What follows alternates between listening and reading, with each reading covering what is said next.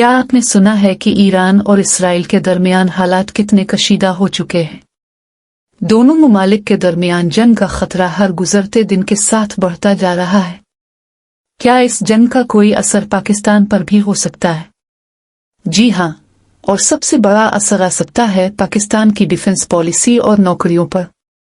جب بھی دنیا میں جنگ کا خطرہ بڑھتا ہے تو ممالک اپنی سیکیورٹی مزید مضبوط کرتے ہیں۔ پاکستان بھی ایسے حالات میں اپنی فوج، ایئر فورس، نیوی اور سائبر سیکیورٹی کو اپ گریڈ کرتا ہے۔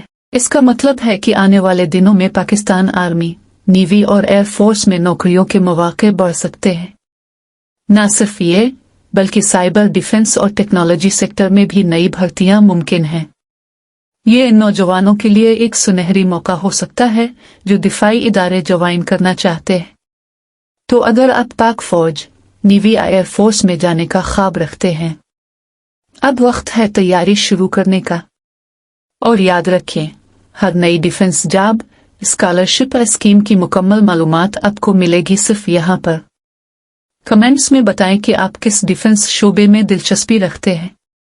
پاکستان زندہ باد۔